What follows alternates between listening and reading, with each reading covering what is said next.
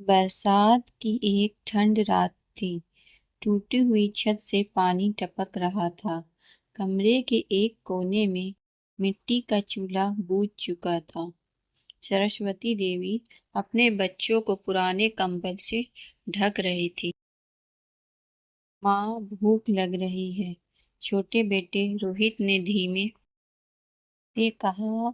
माँ ने मुस्कुराकर पानी का गिलास पकड़ाया।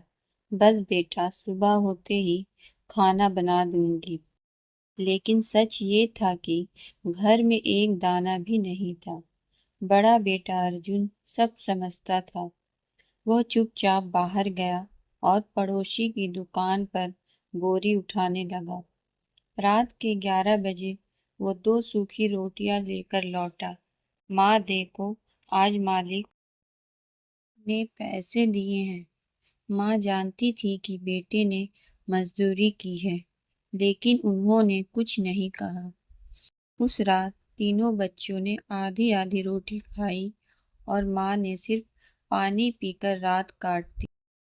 सुबह 4 बजे ही सरस्वती देवी उठ जाती है।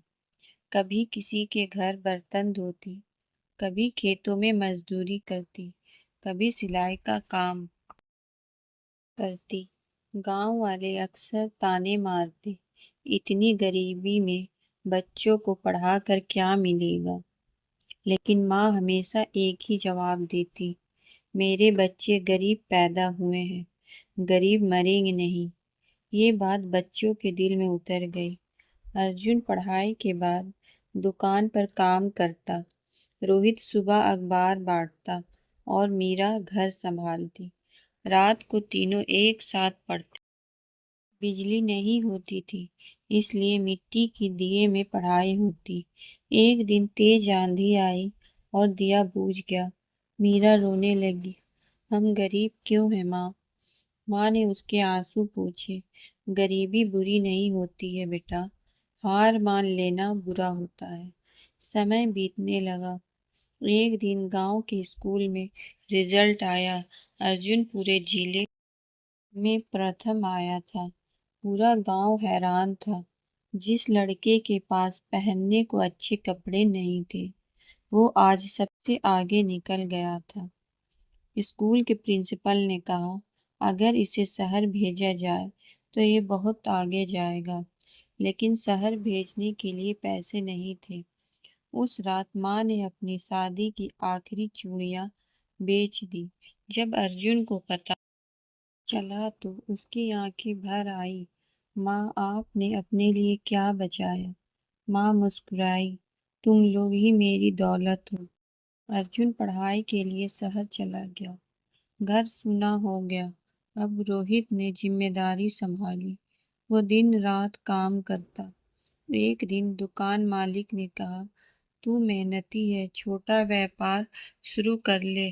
धीरे धीरे उसने छोटी किराने की दुकान खोल ली। उधर मीरा ने पढ़ाई जारी रखी। कई रिश्तेदार कहते, लड़की को इतना पढ़ाकर क्या फायदा। लेकिन माँ ने किसी की नहीं सुनी। कुछ साल बाद मीरा सरकारी स्कूल में शिक्षिका बन गई। उस दिन माँ बहुत रोई। उन्होंने आसमान की तरफ देखकर कहा, आज तुम्हारे बच्चों ने गरीबी हरा दी। कुछ साल बाद अर्जुन भी बड़ी नौकरी पर लग गया। अब घर में पैसा आने लगा। टूटा हुआ मकान पक्का बन गया। माँ के लिए नया कमरा बना। तीनों भाई बहन मिलकर हंसते बातें करते। एक दिन माँ ने कहा, अब लगता है तुम्हारे पिता जहाँ भी होंगे खुश होंगे। सबकी आंखें नम हो गई। एक दिन अर्जुन शहर से घर आया। उसने देखा कि रोहित दुकान के काम में व्यस्त है और माँ की दवाइयाँ खत्म हो चुकी है। उसे गुस्सा आ गया। इतना पैसा कमाते हो, माँ का ध्यान नहीं रख सकते। रोहित को बुरा लगा। भैया, मैं अकेला सब संभाल रहा हूँ। बात बढ़ गई। दोनों में बहस होने लगी। उसी समय एक रिश्तेदार ने आग में घी डाल दिया। अर्जुन जब बड़ा आदमी बन गया है, उसे गांव वाले छोटे लगते हैं। यह बात रोहित के दिल में बैठ गई।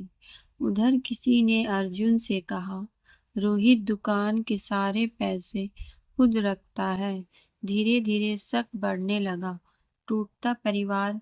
अब दोनों भाइयों की बातचीत कम हो गई। खाने की मेज पर सन्नाटा रहने लगा। मीरा बार बार समझाती, रिश्ते भरोसे से चलते, लेकिन कोई सुनने को तैयार नहीं था। एक दिन बात इतनी बढ़ गई कि अर्जुन ने अलग घर लेने का फैसला कर लिया। माँ टूट गई, बेटा घर मत बांटो, लेकिन गुस्से ने रिश्ते को अंधा कर दिया था। कुछ दिनों बाद रोहित भी अलग रहने लगा। अब माँ और मीरा अकेले रह गए। आ माँ का दर्द था। पहले जिस आंगन में हंसी गूंजती थी, अब वहाँ सन्नाटा था। माँ रोज दरवाजे पर बैठती। जब भी कोई आता उन्हें लगता शायद बेटा आ गया होगा, लेकिन हर बार निराशा मिलती। एक रात मीरा ने माँ को रोते देखा। माँ, आप रो रही हो? माँ ने आंसू छुपा लिए। नहीं बेटा, बस आंखों में धूल चली गई थी। लेकिन वह जानती थी, धूल आंखों में नहीं, रिश्ते में आ गई थी।